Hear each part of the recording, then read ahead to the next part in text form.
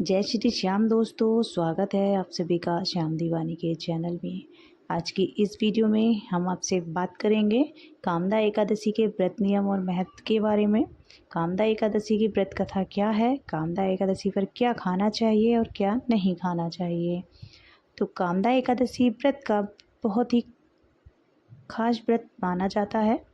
एकादशी के हर महीने कृष्ण और शुक्ल पक्ष में कामदा एकादशी आती है। इस बार यह व्रत 8 अप्रैल को रखा जाएगा। ऐसा माना जाता है कि इस दिन भगवान विष्णु की पूजा करने से सभी कष्टों का अंत होता है। तो चलिए इस व्रत से जुड़ी कुछ महत्वपूर्ण बातों के बारे में जान लेते हैं। कामदा एकादशी का व्रत बहुत ही खास होता है। इस दिन भगवान विष्णु जी की पूजा का विधान है। कामदा एकादशी का उपवास हर साल चैत्र महीने में एकादशी तिथि को रखा जाता है।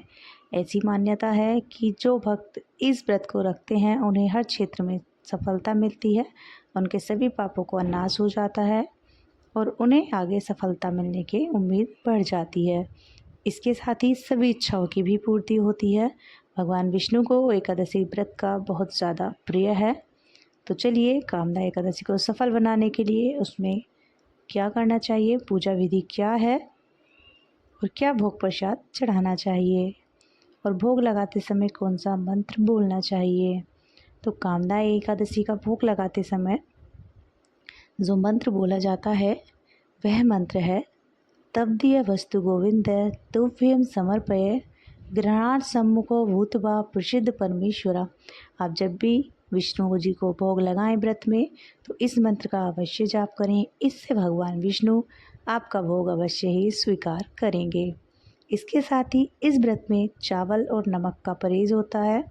चावल और नमक का खाना वर्जित माना गया है। इस दिन जो व्रत रखते हैं वो तो चावल नहीं खाते हैं, लेकिन जिनके घरों में व्रत नहीं भी रखा जाता वो लोग भी इस दिन चावल नहीं बनाते हैं। अगर आप इस व्रत का पालन करते हैं तो आप इन सभी बातों का अवश्य ध्यान रखें। कामदा एकादशी व्रत हिंदू पंचांग के अनुसार चैत्र शुक्ल एकादशी को मनाई जाती है। यह व्रत पापों का नाश और मनोकामना पूर्ति के लिए विशेष रूप से फलदायी माना गया है। कामदा एकादशी में भोग में क्या चढ़ाना चाहिए जिससे भगवान विष्णु प्रसन्न हो सकें और हमारी सभी इच्छाओं को पूर्ण कर सकें। जो भगवान विष्णु की प्रिय वस्तु हैं हमें उन्हीं का भोग अर्पित करना चाहिए। तो आप चाहें तो पंचामृत का भोग लगा सकते हैं। दूध, दही, घी, शहद और शक्कर से बनाया जाता है पंचामृत। आप यदि चाहें और संभव हो तो आप तुलसी दल का भी विष्णु भगवान को भोग लगा सकते हैं। भगवान विष्णु को तुलसी दल अति प्रिय है। आप जो भी भोग लगाएं उसमें तुलसी दल आप अवश्य डालें। आप चाहें तो सात्विक भोजन का भी भोग लगा सकते हैं। फल, केला, सेब, अनार, सूखे मेवे, साबूदाना या समा के चावल से बनी खीर भी आप भगवान श्री हरि विष्णु को चढ़ा सकते हैं। आप नारियल का भी भोग लगा सकते हैं। आप मिठाइयों का भोग लगा सकते हैं और फल फूल भी आप भगवान श्री हरि विष्णु को चढ़ा सकते हैं। आप श्रीफल नारियल अवश्य चढ़ाएं, इससे भगवान विष्णु जल्दी प्रसन्न होते हैं। भोग बनाते समय सात्विकता और शुद्धता का पूरा ध्यान रखें। व्रत के दिन गुस्सा बिल्कुल भी नहीं करना चाहिए, झूठ भी नहीं बोलना चाहिए और जितना संभव हो सके भगवान विष्णु के नामों का आप इस दिन जाप करते रहें। तो चलिए अब जान लेते हैं कामदा एकादशी व्रत विधि और उसका महत्व और व्रत कथा क्या है। तो कामदा एकादशी की व्रत विधि, सबसे पहले व्रत संकल्प ले लेना है।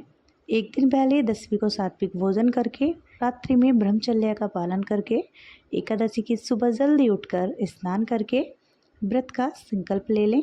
मैं कामदा एकादशी व्रत रखती हूँ। भगवान विष्णु जी की कृपा हेतु भगवान विष्णु मुझ पर अपनी कृपा बरसाए रखें। पूजा स्थल को साफ सुथरा कर लें। भगवान विष्णु जी की मूर्ति या चित्र को गंगा जल से शुद्ध कर लें, साफ कर लें। स्थान को साफ करके भगवान विष्णु जी को स्थापित करें, उन्हें पीले वस्त्र पहनाकर विराजमान करें। गंगा जल से उस स्थान को शुद्ध कर लें। दीप जलाएं, धूप अर्पित करें। अक्षत, रोली, फूल, चंदन, तुलसी दल, फल, नारियल और भोग अर्पित करें। विष्णु सहस्त्रनाम या फिर ओम नमो भगवते वासुदेवाय मंत्र का जप करें।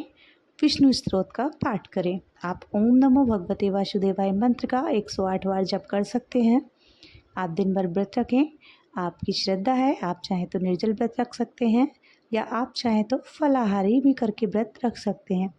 आप रात्रि में भजन कीर्तन भी कर सकते हैं। रात्रि में भजन कीर्तन हमें ज़रूर करना चाहिए अगर हम एकादशी का व्रत रखते हैं तो। उसके बाद एकादशी से अगले दिन यानी कि द्वादशी को ब्राह्मणों या फिर ज़रूरतमंद गरीबों को दान देकर व्रत का आप पारण कर लें। यह व्रत पापों को नाश करने के लिए, अत्याचार से मुक्ति पाने के लिए और सभी कामनाओं की पूर्ति करने वाला माना गया है।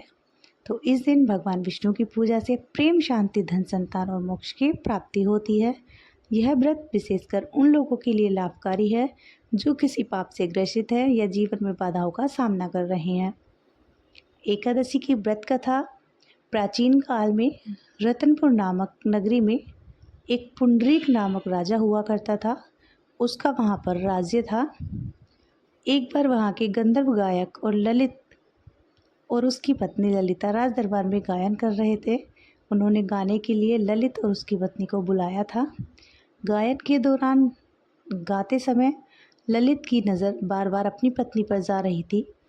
ये बात राजा को अच्छी नहीं लगी, जिससे राजा को क्रोध आ गया, क्योंकि बीच में ललित गायन करते हुए गाने में गड़बड़ी कर बैठा। तो उससे राजा बहुत क्रोधित हो गया।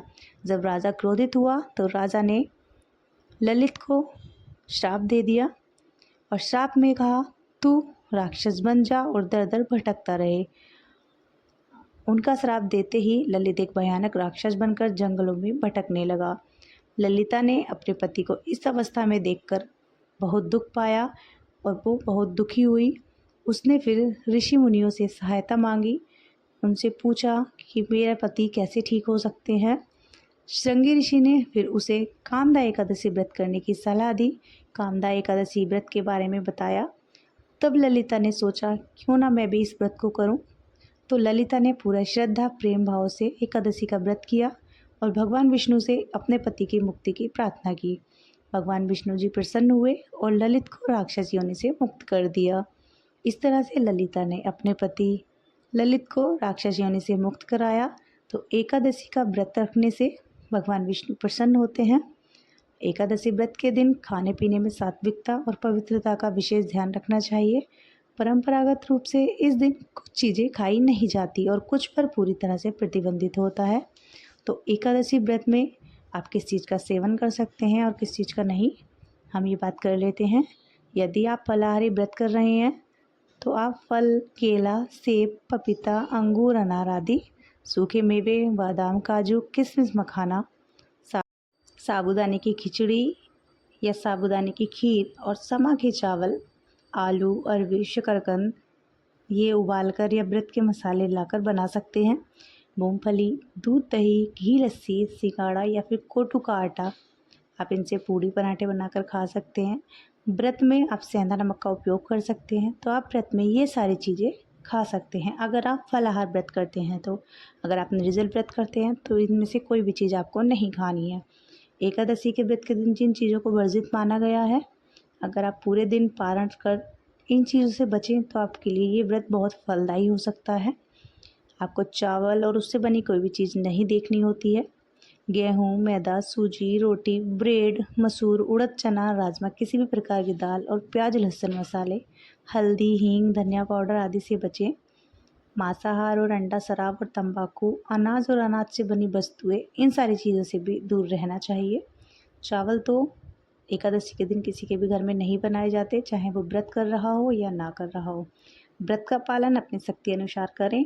निर्जल, जलाहारी या फलाहारी जो आप अपनी श्रद्धा से रखना चाहें वो रख सकते हैं। भगवान विष्णु जी की पूजा करके ही व्रत का भोजन ग्रहण करें। द्वादशी यानी कि अगले दिन को आप व्रत का पारण करें और अन्न खाएं। आज की वीडियो में इतना ही। मिलते हैं आगे ऐसी ही नई वीडियो और नई जानकारी के साथ। जय श्री श्याम, जय श्री हरि विष्णु। कमेंट बॉक्स में श्री हरि विष्णु लिखना ना भूलें। विष्णु भगवान आपकी सभी मनोकामनाएं पूरी करें, आपकी सभी इच्छाओं की पूर्ति करें और आपके घर में सुख, शांति, समृद्धि बनी रहे।